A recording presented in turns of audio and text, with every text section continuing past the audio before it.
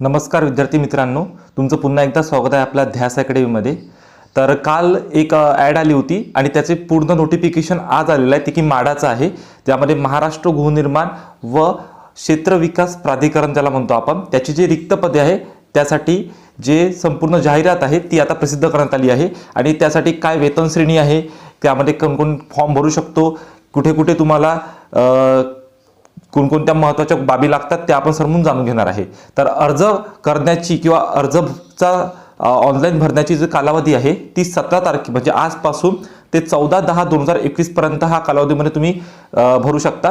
आणि परीक्षा शुल्क जे जमा करण्याची कालावधी दिली आहे ते 17/9 ते 15/10/2021 पर्यंत तुम्ही परीक्षाची शुल्क जमा करू शकता। आणि ऑफलाईन परीक्षेचा अंदाजित दिनांक दिले आहे नोव्हेंबर 2021। ते इथं लक्षात घ्या, ऑफलाईन म्हटलेलं आहे, तर परीक्षा ही ऑफलाईन होणार आहे आणि नोव्हेंबर 2021 हे त्याची अंदाजित तारीख त्यांनी सांगितलेली आहे। चला समोर जाऊ आपण, बघा तर कोणकोणते पदे आहे आणि कोणकोणत्या पदासाठी काय किती जागा आहे इथे सर्व त्याचं तुमच्यासमोर ठेवलेलं आहे, कोणकोणत्या कॅटेगरीनुसार कोणकोणत्या पदांना काय जागा आहे। तर इथं बघा, कार्यकारी अभियंता स्थापत्य यामध्ये, पण हे महत्त्वाचं आहे की सर्वात महत्त्वाचं तुम्हाला एक गोष्ट सांगतो, काही पदांसाठी अनुभव आवश्यक आहे। तर अनुभव 3-4 वर्षाचा आहे, पण जे बाकी पदे आहे ज्यामध्ये लिपिकचे पद आहे, सहाय्यकचे पद आहे, त्याला अनुभवाची गरज नाही आहे। तर बघा इथे अभियंता सहाय्यकाचं जे वेतन दिलेलं आहे 67,700 ते 2,87,000, पण याला काही गोष्टींना अनुभव लागते। इथे तुम्ही पद बघू शकता आणि मी पहिले तुम्हाला अनुभव आहे की नाही आहे,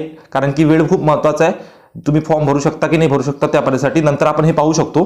तर सर्वप्रथम आपण जाणार आहे की कोणत्या फॉर्मसाठी तुम्ही क्रायटेरिया काय आहे, तुम्हाला काय लागते, तर पहिले तो बघून घेऊ। तर एकदम खाली आहे तुम्ही शैक्षणिक अर्हतावर, आणि शैक्षणिक अर्हता पहिले समजून घेऊ काय आहे। तर बघा, शैक्षणिक अर्हता खूप महत्त्वाची आहे। तर इथं कार्यकारी अभियंता स्थापत्य यामध्ये महाराष्ट्र शासनात मान्य विद्यापीठातील स्थापत्य अथवा बांधकाम शाखेतील पदवी धारण केलेली असावी। आणि इथे बघा 7 वर्षापेक्षा जास्त काळाचा क्षेत्रीय कामाचा अनुभव सुद्धा मागितलेला आहे, तरच तुम्ही हा फॉर्म भरू शकता। कारण की मॅक्झिमम जे आपले विद्यार्थी आहेत त्यांचे अनुभव नसतात, म्हणून मी पहिले अनुभवावर आलेलो आहे। व्हिडिओला लाईक करा आणि सबस्क्राईब करून घ्या, जेणेकरून अशीच माहिती मी डायरेक्ट तुमच्यासमोर ठेवणार आहे। बघा, उप अभियंताची स्थापत्यसाठी पण तुम्हाला 3 वर्षाचा कालावधीचा क्षेत्रीय अनुभव लागते, म्हणजे ज्यांना अनुभव आहे ते हा फॉर्म भरू शकते। त्यानंतर मिळकत व्यवस्थापन प्रशासकीय अधिकारीसाठी पण तुम्हाला इथे 5 वर्षाचा अनुभव मागितलेला आहे, त्यामध्ये तुम्हाला बाकी तर पदवी धारण पाहिजेच त्यासाठी। त्यानंतर बघा, सहाय्यक अभियंता, तर हा सहाय्यक अभियंताचा फॉर्म तुम्ही भरू शकता, ज्यामध्ये महाराष्ट्र शासन मान्य विद्यापीठातील स्थापत्य शाखेतील पदवी धारण केलेली असावी किंवा शासनाने त्यांच्याशी समतुल्य म्हणून घोषित केलेले अन्य कोणताही अर्हता धारण केलेली असावी।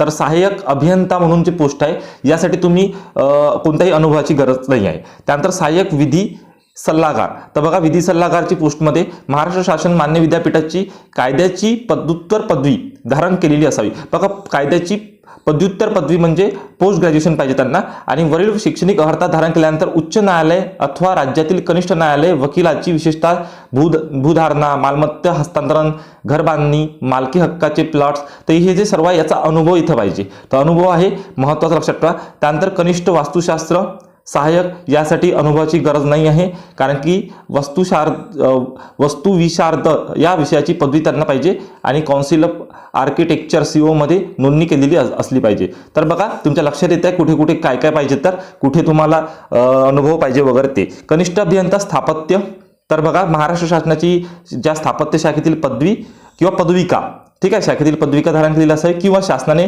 त्याच्याशी समतुल्य म्हणून घोषित केलेले अन्य कोणताही अर्हता धारण केले, म्हणजे इथे तुम्हाला अनुभवाची गरज नाही, हा फॉर्म तुम्ही भरू शकता। सहाय्यकसाठी बघा, सरळ इथे 5 वर्षापेक्षा जास्त कालावधीचा अनुभव सांगितलेला आहे, पदवी तर तुम्हाला लागेलच।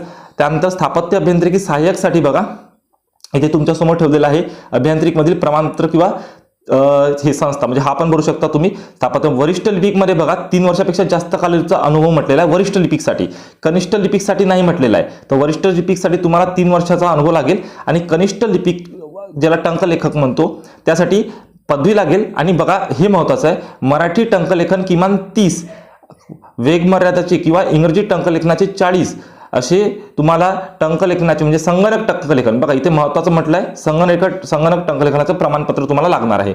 तर तुम्हाला 30-40 जे आपण म्हणतो टायपिंगचे ते सर्टिफिकेट लागणार आहे।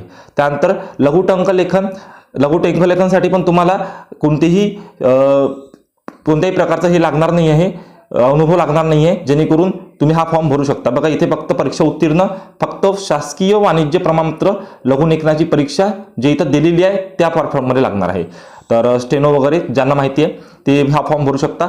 भूमापक म्हणून आहे, भूमापकसाठी पण तुम्ही बघू शकता इथे परीक्षा उत्तीर्ण केलेली असावी, शालांत परीक्षा, आणि वरील शैक्षणिक अर्हता धारण केल्यानंतर शासकीय किंवा शासन मान्यता प्राप्त औद्योगिक प्रशिक्षण संस्थेकडून देण्यात आलेल्या भूमापक या विषयाचे 2 वर्षाचे प्रमाणपत्र धारक असावे. प्रमाणपत्र पाहिजे ना हे 2 वर्षाचं, म्हणजे एक प्रकारचा अनुभव म्हणू शकतो आपण. तर इथे पण त्यानंतर माध्यमिक शालांत अनुरेषक आहे त्यांच्यासाठी पण इथं दिलेलं आहे, तर तुम्ही वाचू शकता हे. तर बघा आता यानंतर तुमची कमाल वयोमर्यादा काय आहे, तर ज्यांना अनुभव आहे त्यांनी हा महत्त्वाचा गोष्ट, कारण की ज्यांना अनुभव आहे त्यांचं वय वाढलेलं असेल कदाचित, तर किती वर्षापर्यंतचे लोक हे फॉर्म भरू शकतात, कोण कोण याच्यासाठी क्वालिफाय ते इथं दिलेलं आहे. तर कमाल वयोमर्यादा 5 वर्ष अधिक असेल तर इथं दिलेलं आहे त्यांनी मागासवर्गीय प्रवर्गासाठी. त्यानंतर प्रकल्पग्रस्तांसाठी 45 वर्षापर्यंत, दिव्यांगासाठी 45 वर्षासाठी, ठीक आहे, दिव्यांग इथं दिलेलं आहे.